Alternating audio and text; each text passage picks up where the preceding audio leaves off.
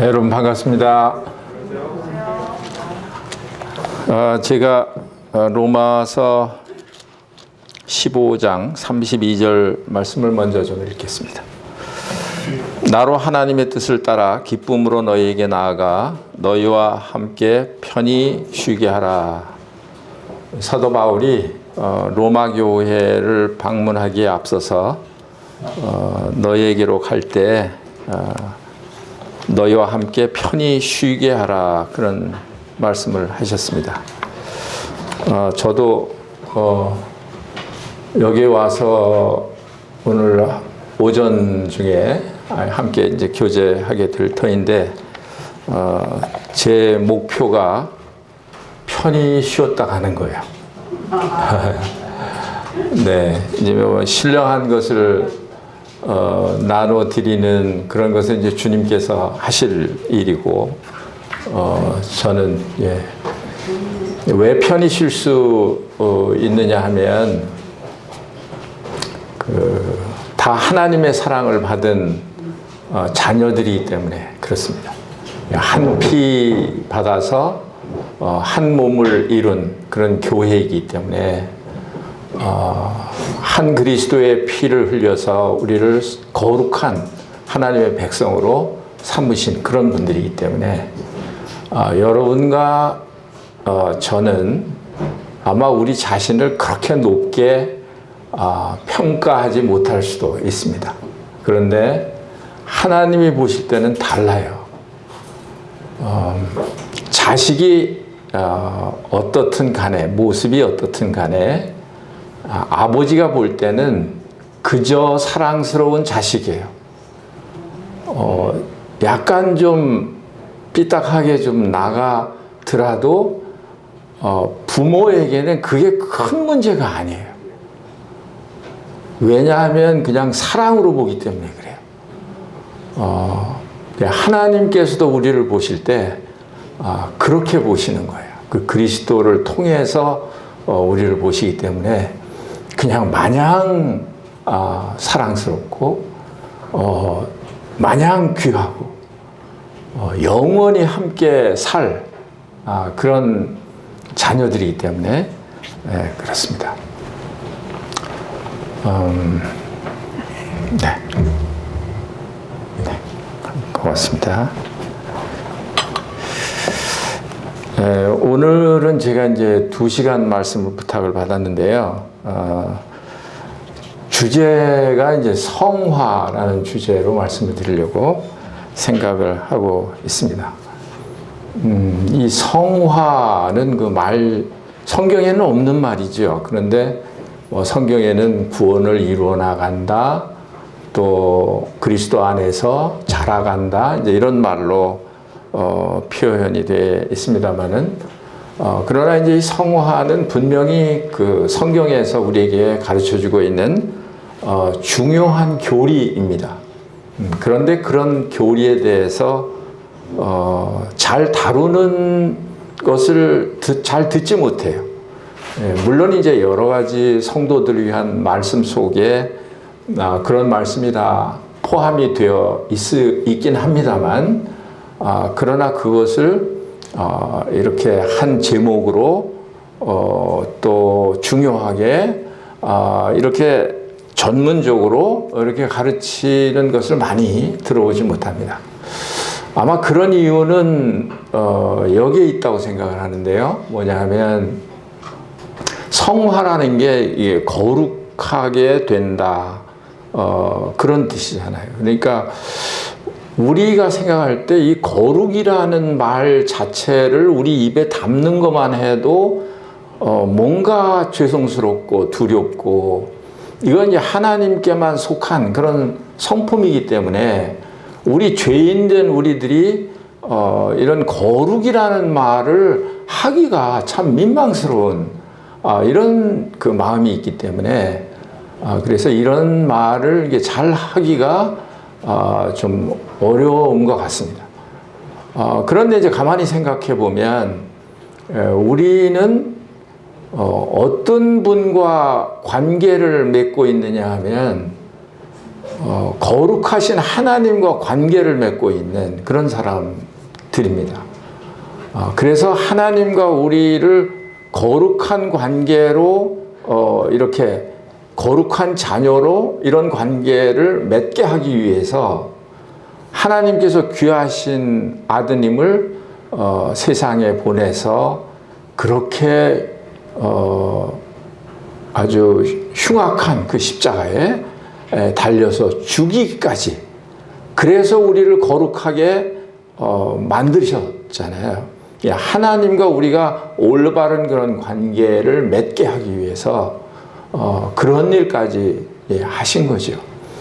그래서 가만히 생각해 보면 우리 자신이 거룩해서가 아니라 하나님이 거룩하시고 또 하나님께서 그리스도를 통해서 보내신 일이 거룩하기 때문에 우리가 이걸 말해야 되는 거구나. 이건 말하지 않는 게 좋은 게 아니라 이걸 말해야 되는 거고, 상당히 참 죄송스럽고 그렇긴 한데, 그런데 오히려 이 거룩에 대한 이런 말씀을 하는 게 오히려 하나님의 뜻이고 하나님이 기뻐하시는 그런 것이구나. 결국은 하나님께서 우리 세상의 죄인들을 거룩하게 하시고 그렇게 거룩한 삶을 살게 하시다가 또 거룩한 나라에 들어가게 하시는 그게 하나님의 목표이기 때문에, 목적이기 때문에 이런 이 지상에서의 이런 성화, 이것은 참 매우 중요한 그런 주제가 아닐 수 없습니다. 여러분과 저는 이미 그리스도의 은혜를 믿음으로 말미암아 구원을 얻었습니다. 이건 벌써 지나간 거예요. 그렇죠? 이것을 잃을 일도 없고 이것은 안전한 것이죠. 우리에게 주어진 이 약속, 이 구원은 하나님이 우리에게 베푸신 것이기 때문에 그것은 취소될 수가 없는 그런 것이에요. 그러니까 그건 그냥 염려 안 해도 되는 거예요. 물론 이제 성경에는 그 고린도 후서에 너희가 믿음에 있는가 너희 자신을 시험하고 확증하라, 그런 말씀이 있어서 우리의 구원을 시험하고 확증하는 일은 필요한 일이라고 생각이 되는 거죠. 왜 그러냐 하면 착각하고 있을 수도 있기 때문에 그렇죠. 그래서 그건 필요한 거예요. 여러분과 저는 아마 구원받고 나서 그런 경험을 다 겪었을 것이라고 생각해요. 구원을 받고 나서도 또 내가 죄에 빠지고 육신에 빠지고 이럴 때마다 내가 과연 구원받은 사람인가라는 것을 이렇게 자신을 검토하게 되는 이런 경험이 다 이제 가지고 있는 그런 경험이에요. 그런데 여러분과 제가 경험하는 건 뭔가요? 그렇게 의심을 하면 할수록 또 하나님의 말씀을 에서 우리가 확인을 하면 할수록 우리의 구원은 너무 확실하구나, 이런 것을 이제 깨닫게 되잖아요. 그래서 이제 그런 과정을 이렇게 겪고 나면 그 다음에 이제 구원에 대해서 의심하는 것이 이제 사라지게 되는 거죠. 예, 그런 일은 있을 수 있지만, 그러나 우리가 받은 그런 구원에 대해서 이것을 잃을까 걱정을 하지 않아도 하나님 말씀 가운데서 넉넉하게 우리에게 약속하고 있기 때문에 그렇습니다. 그 다음에 이제 중요한 건 뭐냐 하면 구원받은 다음에 어떻게 구원을 이루어 나가느냐 하는 그런 것이죠. 그래서 빌립보서 2장 12절에 보면 그러므로 나의 사랑하는 자들아 너희가 나 있을 때뿐 아니라 더욱 지금 나 없을 때에도 항상 복종하여 떨림으로 너희 구원을 이루라 그랬습니다. 너희는 그 은혜로 말미암아 구원을 받았는데 빌립보서 2장에서는 또 구원을 이루라 그러는 거예요. 그러니까 구원이라고 하는 것은 그냥 이건 처음에 구원받은 이런 중생, 거듭남 여기서 그치지 않는다는 거예요. 그 구원을 점점 더 이루어 나가는 단계가 필요한 건데, 그런데 이 한 번에 단번에 얻은 그 구원과 또 이루어 나가는 그런 구원에 대해서 이게 어떻게 충돌하는 말처럼 이렇게 들리기도 하기 때문에 사람들이 그런 점에 대해서는 이제 갈등을 가지고 있고 그래서 이 구원을 이루어 나가는 이런 단계로 나아가는데 상당히 주저주저하는 그런 경우도 있는 것 같습니다.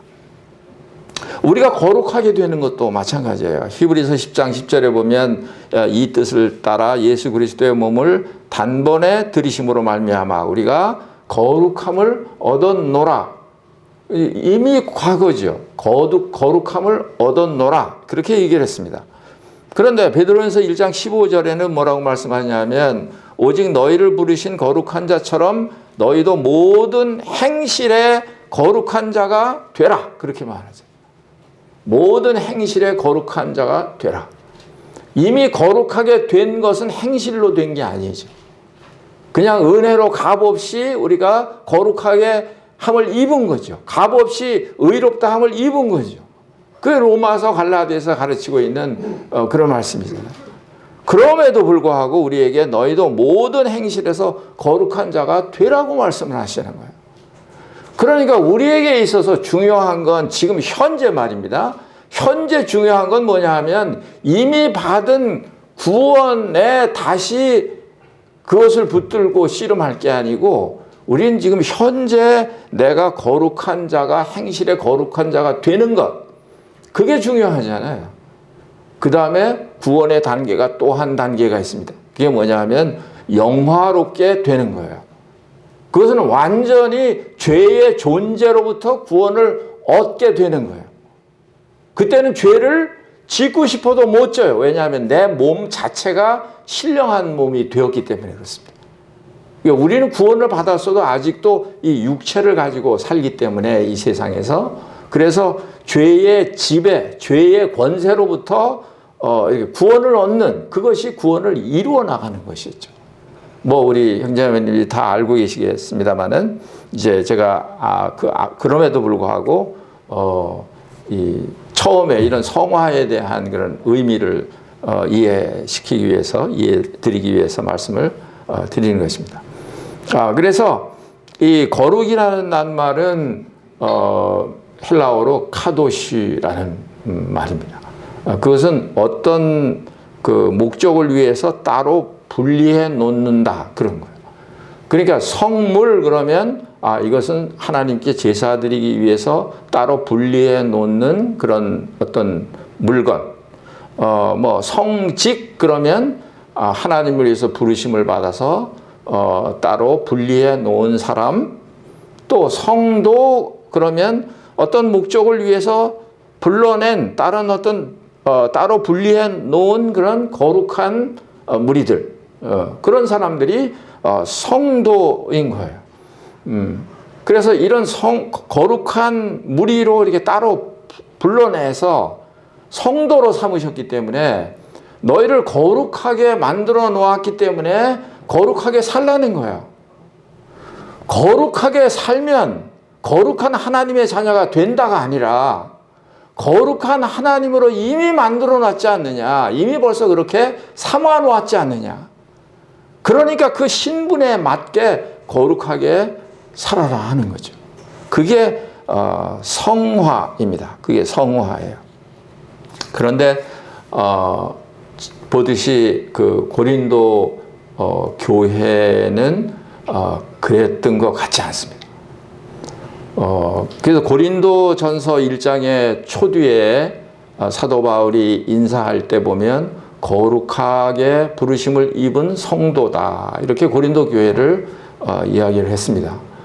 그럼에도 불구하고 그 고린도 교회 성도들 가운데는 뭐 음행도 있었고 또 송사하는 문제도 있었고 또 만찬에 대한 이런 오용하는 그런 문제도 있었고 또 여러 질서, 은사를 사용하는 데 있어서 여러 질서들이 없는 그런 문제도 있었고 여러 가지 그런 문제들이 있었습니다. 그래서 사도 바울이 고린도 교회를 향해서 뭐라고 말씀을 하시느냐 하면 영적으로 어린 아이다, 자라지 못한 어린 아이다 이렇게 표현을 하고 있습니다. 그래서 고린도서 3장 1절을 보면 형제들아 내가 신령한 자들을 대함과 같이 너희에게 말할 수 없어서 육신에 속한 자 곧 그리스도 안에서 어린 아이들을 대함과 같이 하노라. 그러니까 어린 아이는 뭘 말하느냐 하면 육신에 속한 자다는 거죠. 육신에 속한 자다. 구원을 받았는데도 불구하고 육신에 속한 자다. 그 어린 아이다 이 말이에요. 자라지 못했다 이 말이에요. 그래서 그리스도 때문에 구원을 받았는데도 그리스도는 눈에 잘 안 보이고 사람만 눈에 보이는 거예요. 그러니까 나는 바울에게, 나는 아볼로에게, 나는 게바에게 속했다. 이렇게 사람을 따라 이리저리 흔들리는 그런 약한 사람들. 우리도 마찬가지지 않습니까? 어린 아이 때는 유혹을 잘 받잖아요. 누가 조금만 잘해주면 뭐 사탕 하나만, 좋아하는 사탕 하나만 사줘도 이게 유괴범인지 뭔지도 모르고 졸졸졸졸 따라가는 게 어린아이란 말이죠. 그러니까 선악을 분별할 줄 모르는 그런 어린아이란 말이에요. 그런 어린아이 상태로 우리가 있을 수도 있다 이 말이죠. 그래서 이 성화 이 단계는 우리에게 중요한 거죠. 또 영화롭게 되는 것이 있는데요. 영화롭게 되는 건 아까 말씀드린 대로 우리의 몸이 부활체로 변화가 돼서 예수님의 몸체와 같은 그런 부활체로 변화가 되는 거죠. 우리가 지금 가지고 있는 이 몸을 가지고는 천국에 들어가서 살지 못합니다. 여러분들. 사람들이 왜 영생을 얻었다고 그러는데 왜 사람이 죽느냐? 이거 의문을 가지고 있어요. 죽어야 돼요. 우리 몸은요. 그리고 새로운 부활체로 부활을 해야 돼요. 그래야 그 몸을 가지고 그 화려한 천국에서 우리가 살 수 있는 것이지, 이 몸이 죽지 않고 계속 있으면 이 몸을 가지고 어떻게 거기 가서 살 수 있습니까? 그렇죠? 요만한 것만 봐도 깜짝깜짝 놀라는 사람이 그야말로 그 하나님의 화려한 영광을 볼 때, 그래서 율법을 받을 때요, 시내산에서 가까이 하지 말라 그러잖아요. 이스라엘 백성들처럼 가까이 오면 죽는다. 하나님 만나면 죽어. 그러니까 가까이 오르지 마라. 그래서 못 오르게 했잖아요. 오른 사람들은 다 죽었죠. 그렇죠? 이 몸을 가지고 천국에서 사는 건 그와 같은 거예요. 심장이 터져서 못 살 거예요. 여러분이나 저나. 이 몸을 가지고 가면요. 그러니까 당연히 이 몸은 죽어서 땅에 묻혀져야 되는 거예요. 흙에서부터 왔으니까요. 그리고 하나님이 무슨 일을 하세요? 부활하시잖아요. 공중에 강림하실 때 그리스도 안에 죽은 자들이 먼저 일어나고 살아있는 사람도 변화돼서 끌어서 휴거돼서 공중에서 주를 영접하게 하겠다. 그러시잖아요. 이게 영화로운 몸이에요. 그러니까 이건 죄의 존재가 없는 그런 몸이에요. 얼마나 편할까요? 얼마나 편할까요? 어떤 형제가 세상을 떠났습니다. 아주 오래전의 이야기인데 제가 볼 때는 좀 주님 안에서 살지 않는 그런 상태에 있었어요. 그래서 그냥 제 생각에는 편하게 영혼은 구원받았으니까, 영혼은 사랑하니까 그냥 하나님이 데려가셨나 보다, 이렇게 이제 생각이 되는 그런 형제를 본 적이 있습니다. 그런데 그 장례식을 갔는데 그 형제의 그 시신을 보는데 왜 그렇게 제 마음이 어떨까요? 편한지, 왜 이렇게 편한지 저도 이해할 수가 없어요. 사람 죽은 걸 보고 슬퍼해야 되는데 왜 이렇게 편한지. 그러니까 제 생각은 왜 그렇게 편한 생각이 들었냐 하면, 아이고야, 이제 죄에 얽매이지 않고 죄에 시험 받지 않고 이젠 죄에서 완전히 자유롭게 된 그런 사람입니다. 그러니까 그 누워있는 모습이 그렇게 편하게 보일 수가 없어요. 그렇게 편하게 보일 수가 없어요. 그러니까 이게 영화롭게 되는 거란 말이죠. 이 영화롭게 되는 것은 언제 일어나는 일인가요? 주님이 공중에 강림하실 때 그때 일어나는 일이죠. 그럼 우리가 노력해서 되는 거예요? 아니요. 그냥 기다리면 되는 거예요. 구원받은 사람은 그냥 기다리면 되는 거예요.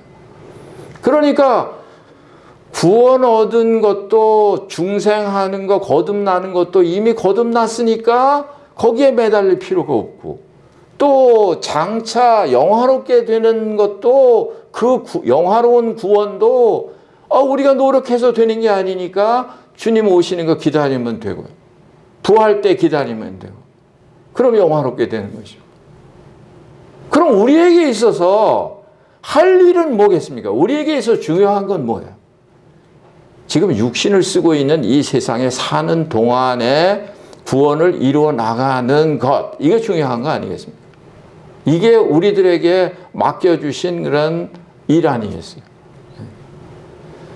이건 단번에 되는 게 아니에요. 구원은 단번에 이루어지는 것이지만 또 영화롭게 되는 것도 단번에 이루어지는 거죠. 순간적으로 주님이 공중에 오시면 우리는 찰나에 순간적으로 변화돼서 올라갈 거예요.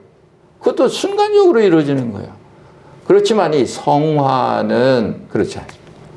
성화는 어떤 한순간에 내가 어떤 신령한 그런 뭘 받아가지고 내가 영적인 삶을 살게 되는 이런 게 아니에요. 그래서 어떤 사람들은요, 그런 것을 믿어요. 그래서 신비주의로 빠지는 사람도 있어요. 형제 자매님들은 안 그렇다고요? 전 봤어요. 그래서 이 말씀 드리는 거예요.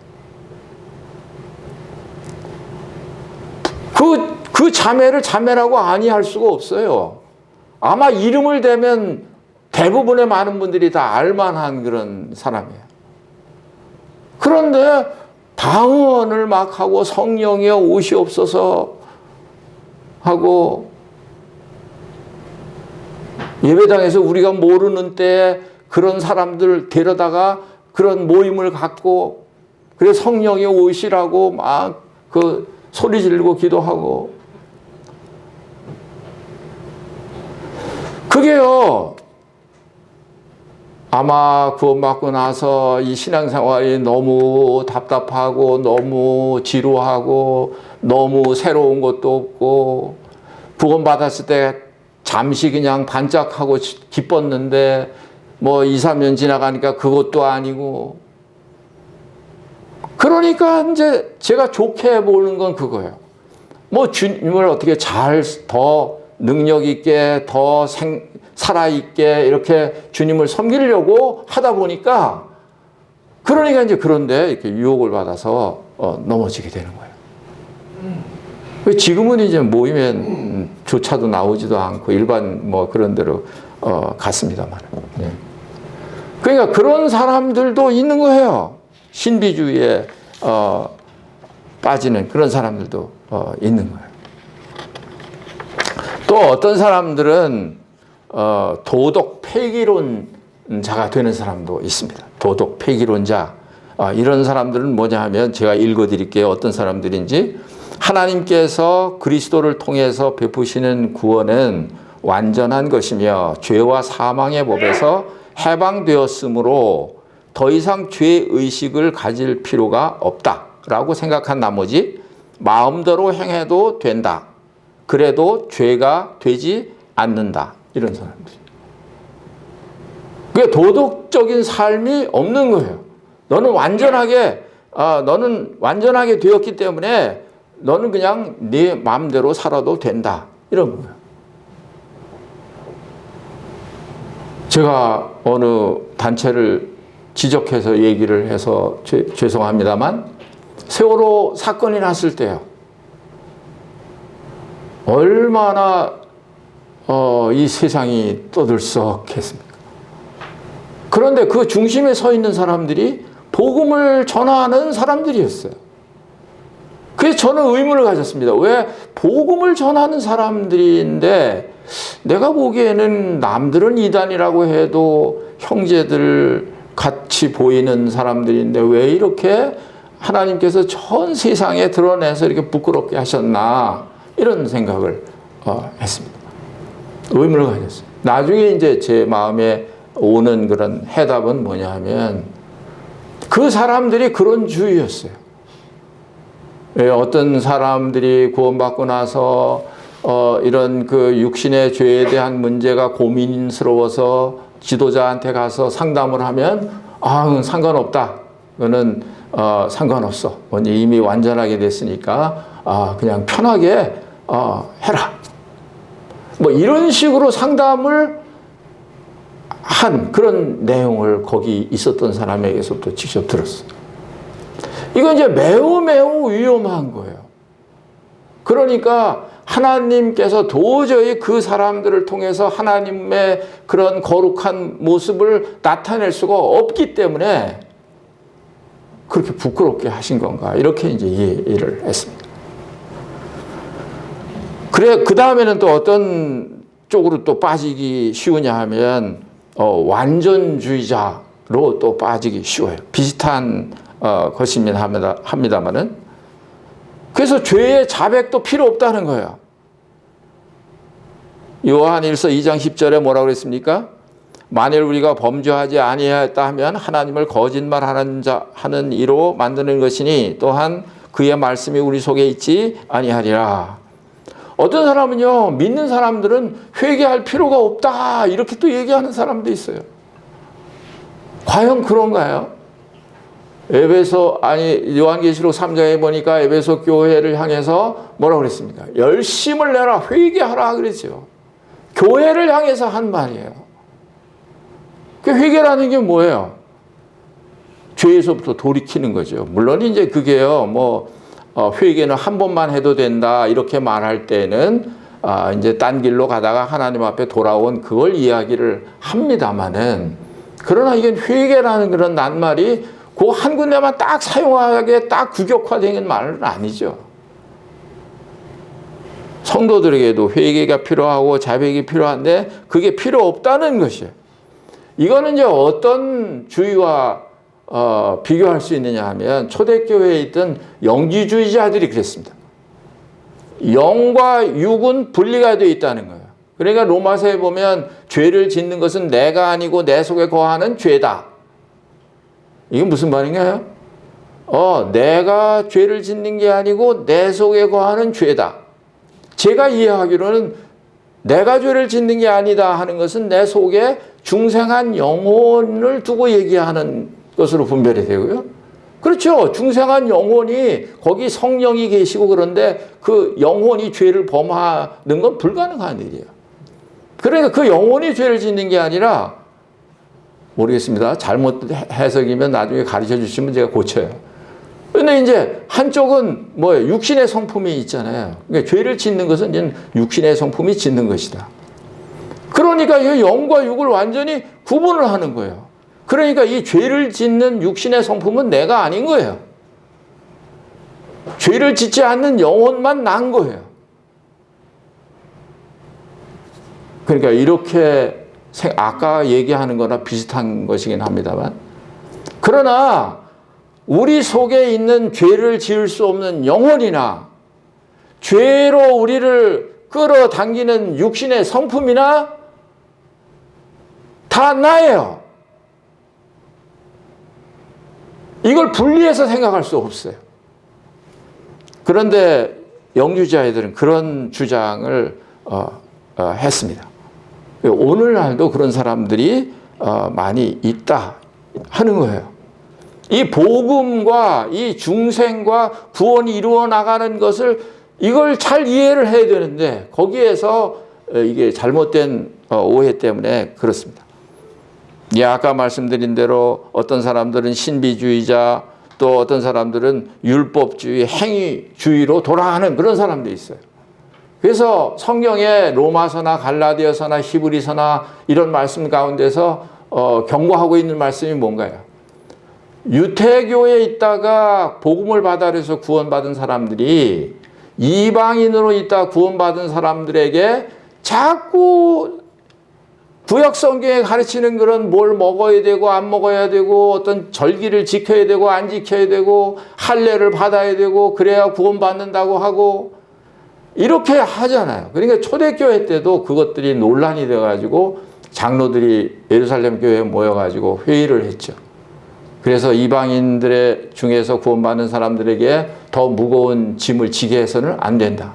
그래서 우상의 재물 또 목매어 죽은 거 피 이것만 멀리하고 그리고 다른 것은 다 자유롭게 하도록 그렇게 해야 된다.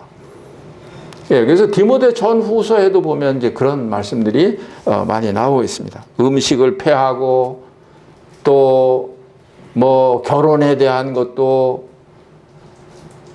이것도 부정하게 생각을 하고 뭐 이런 사람들이 있었어요. 이런 사람들이 다 이제 율법주의, 행위주의로 돌아가는 거예요. 그러니까 이런 고행하는 사람들이 나타나게 되고요. 육신적으로 인간의 생각으로 거룩을 이루어 보려고 하는 그런 고행하는 사람들이 생겨나게 되고요.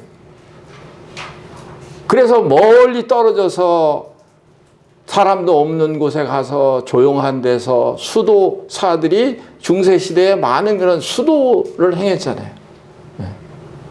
그렇게 하면 느낌상으로는 거룩하게 삶을 사는 것 같이 느껴지는 거죠. 그 착각하는 거예요. 그런데 그게 진짜 거룩하게 사는 것이냐? 아니라는 거예요. 거룩하게 사는 것은 사람은요, 완전히 부패한 사람이에요. 완전히 부패한 사람. 그러니까 우리 사람, 죄인 된 사람들에게는 하나님이 기대를 가질 수가 없는 거예요. 그래서 너희들이 스스로 개선을 해라, 노력을 해라, 이렇게 말씀하시지 않고 하나님의 아들 그리스도를 죽게 하신 거예요. 그래서 값 없이 은혜로 구원받게 그렇게 하신 거예요. 왜냐하면 너희들은 도저히 할 수 없는 사람이기 때문에. 그래서 로마서 5장에는 연약할 때에 그리스도께서 우리를 위해서 죽으셨다. 할 수 없을 때 그렇게 하셨다는 거야. 죄인 되었을 때 그렇게 하셨다. 하나님과 원수 되었을 때 그렇게 하셨다. 그러니까 어떤 싹쓸 지불한 것이 아니고 아무 값 없이 그렇게 하나님이 우리를 구원하셨다 하는 거예요. 근데 그럼에도 불구하고 우리 사람들은 하나님의 그 은혜를 의지하는 것보다는 뭘 더 의지해요? 자기가 할 수 있다고 생각하기 때문에 말씀을 지켜야 되고 율법을 지켜야 되고 이게 누구냐 하면요. 이게 사도 바울이 내가 그리스도에서 끊어질지언정 구원받기를 원한다 하는 유태인들이잖아요. 하나님을 섬기는 사람들이. 그 사람들이 하나님의 의를 모르고 자기의 의를 세우려고 힘써 하나님의 의를 복종치 않았다. 요걸 깨달으면 구원받는 건데요. 그런데 유태인들이 그걸 못 깨달은 거예요. 왜 못 깨달았느냐 하면 자기들의 생각이 너무 강하기 때문에. 자기들이 선민이고 하나님이 자신들에게 율법을 주신 이런 것에 대해서 지나친 자부심을 가지고 있었기 때문에 그리스도를 통해서 은혜로 값없이 얻어지는 그 은혜를 받을 마음의 여유가 없는 거예요. 저도 장로교회 군대 가기 전까지 아주 보수적인 고려파 장로교회에 속해 있었거든요. 그래서 복음을 얘기하지 않는 게 아니에요. 예수님 믿음으로 구원받고 다 얘기를 하는데 그걸 못 깨닫는 거예요. 그런 얘기는 하기는 해요.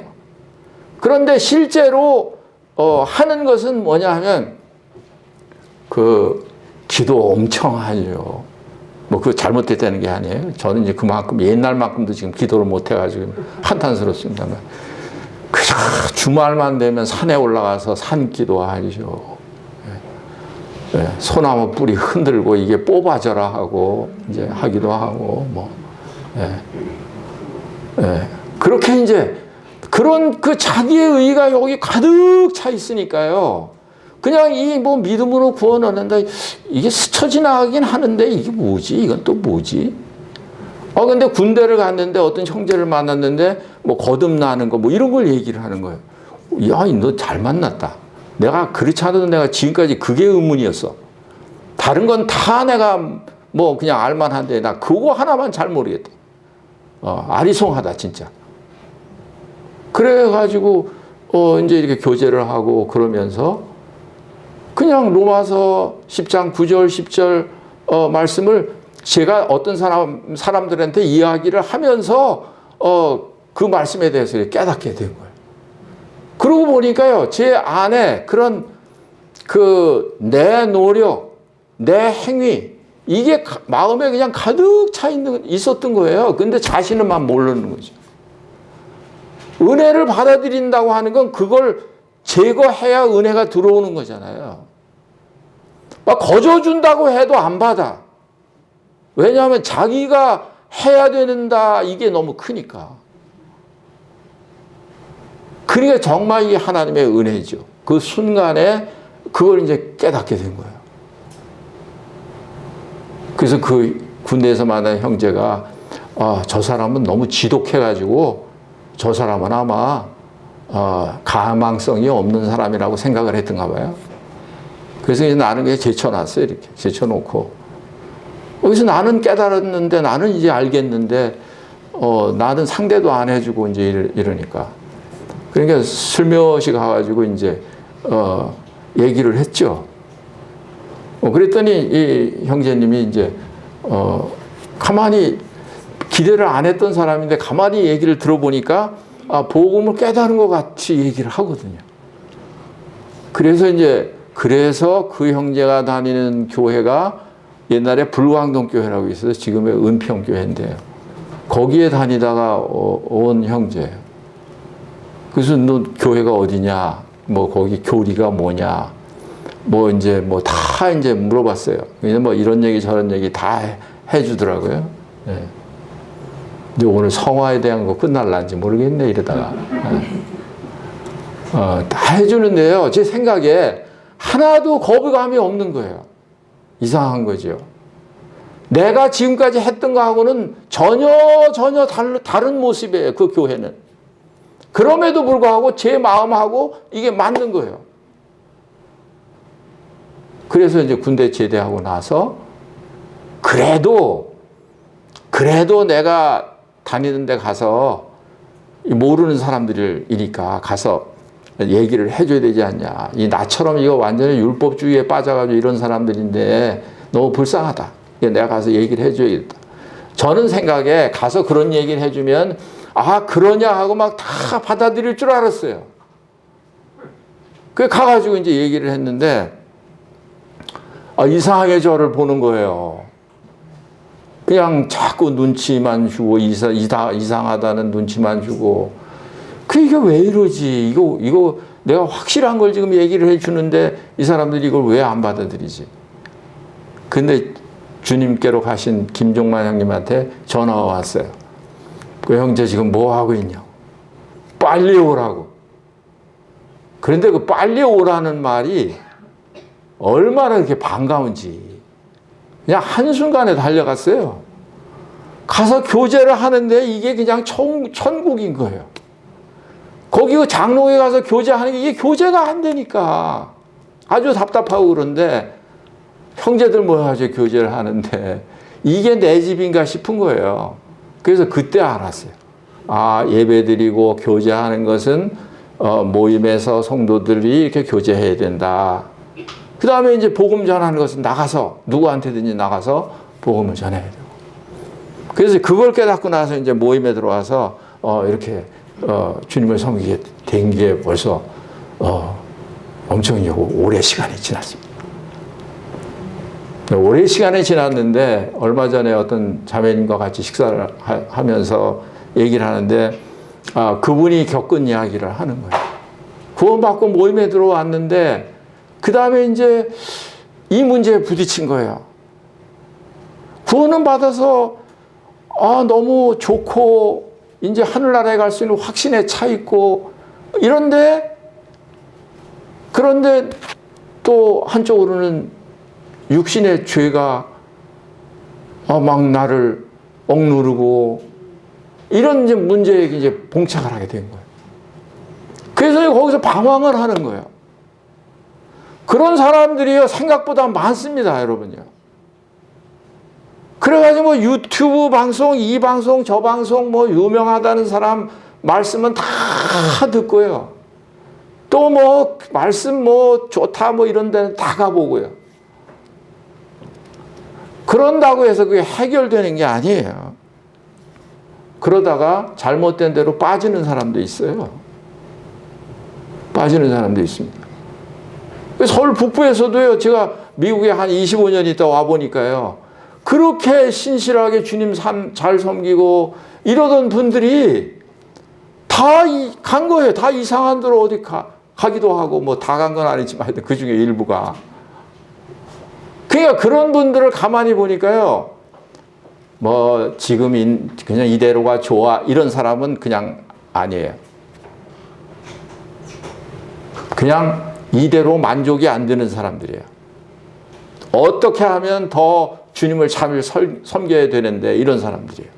그런 사람들이 그런데 빠져서 곁길로 가기도 하고 그렇게 되는 걸 보았습니다.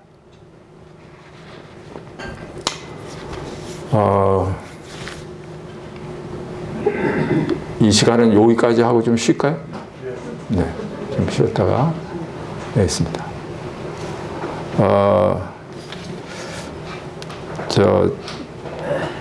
그래서 저한테 전화하신 형제님이 박근우 형제님이, 예, 저는 잘 얼굴을 모르신 형제님인데 사전에 미리 뭐 말씀을 보내달라 이런 말씀을 하셨는데 그걸 제가 어떻게 아냐고요. 뭔 말씀을 전하게 될지 제가 어떻게 알아요? 성령님께서 하시는 거지.